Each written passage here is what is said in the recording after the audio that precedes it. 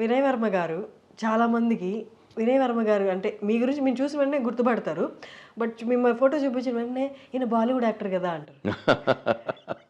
మీకు మీ దాకా వచ్చింది అది? ఎందుకు జనాలు చాలా మంది చాలా మంది వై ఇస్ అంటారు. దట్? మీరు ఎందుకు? మీరు తెలుగైట్ కదా! మీరు Telugu. I'm not Telugu person. అవునా?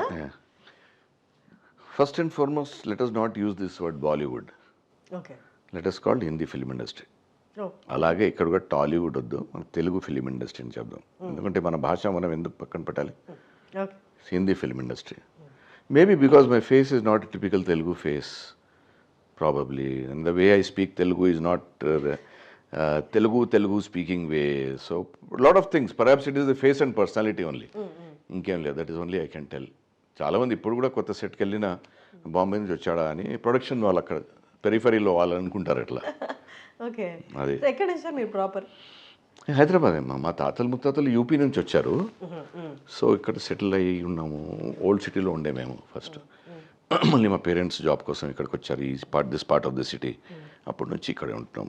సార్ అసలు అంటే మీరు మీ కెరియర్ స్టార్టింగ్ ఇండస్ట్రీతో స్టార్ట్? లేదమ్మా, నేను చాలా జాబ్స్ చేశాను. గవర్నమెంట్ జాబ్స్ చేశాను, ప్రైవేట్ జాబ్స్ చేశాను. నా లాస్ట్ ఉద్యోగం బ్యాంక్తో ఉండే. I was bank officer. అది మానేసి ఒకటే జీవితం కదా మనకు, ఒకటే ప్యాషన్ ఫాలో చేద్దాం లైఫ్లో అని ఆ రిస్క్ తీసుకున్నాను. దేవుడి దయ వల్ల అది పండించింది. ఫస్ట్ 5-6 ఇయర్స్ బాగా స్ట్రగుల్ చేశాను ఫైనాన్షియల్గా. జాబ్ వదిలేసిన తర్వాత ఏం లేకుండే వర్క్. ఎందుకంటే మన పబ్లిక్ రిలేషన్స్ చాలా పువర్. నెట్వర్కింగ్ అనేది మనకు తెలియదు. ఎవరికి ఫోన్ చేయాలి, ఫోన్ చేసి ఏం చెప్పాలి, ఏం అడగాలి, ఎట్లా మాట్లాడాలి అని ఏం తెలియదు మనకు. సో అందులో 5-6 ఇయర్స్ ఫైనాన్షియల్గా బాగా సఫర్ చేశాను. కాకపోతే ఎప్పుడైతే ఆ కాలంలో నా బ్యాంక్ బ్యాలెన్స్ జీరోకి వస్తుండే, అప్పుడు దేవుడు ఎక్కడి నుంచో పని పంపించేవాడు. ఎక్కడి నుంచి ఎట్లా వచ్చేది నాకు తెలియదు. ఆ 5-6 ఇయర్స్ మీరు కోచింగ్ కోచింగ్ లేదు, ఏం లేదు. కోచింగ్ అంటే ఎవరు వస్తారు మా కోచింగ్కి? ఎందుకు వస్తారు నా దగ్గర? నేను ఎవరిని? మీరేమైనా కోచింగ్ తీసుకుంటూ? ఏం లేదు, ఏ కోచింగ్ తీసుకోలేను.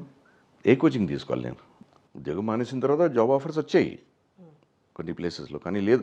ఒకసారి ఉద్యోగం మానేసి మన ప్యాషన్ మనం ఫాలో చేస్తున్నప్పుడు మళ్ళీ ఉద్యోగం చేయడం is going back to my security zone, safe zone.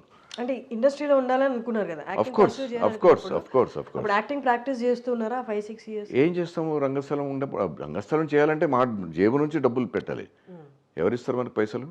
So అది చేస్తుండే. That was one practice for me. అప్పుడప్పుడు ఈ రైటింగ్ అసైన్మెంట్, ఆ రైటింగ్ అసైన్మెంట్, అప్పుడప్పుడు ఒక డబ్బింగ్ అసైన్మెంట్ అక్కడక్కడ వస్తుండే. బట్ ఆఫ్టర్ 5-6 ఇయర్స్ తర్వాత వర్క్ స్టార్ట్ రావడం మొదలైంది. అప్పుడు కూడా నేను ఏ వర్క్ వచ్చినా తీసుకోలేదు, ఇప్పుడు కూడా తీసుకోను. అప్పుడు కూడా బాగా సెలెక్టివ్గానే తీసుకున్నాను. అప్పుడు ఆ పీరియడ్లో కూడా వర్క్ చేయాలంటే డబ్బుల కోసం ఏదో చేసేవాడిని, చేయలేదు. ఎందుకంటే స్థాపించాలంటే మనము we have to do selective work కదా. రెగ్యులర్గా ఆర్టిస్ట్ అయిపోవాలని నాకు లేకుండే.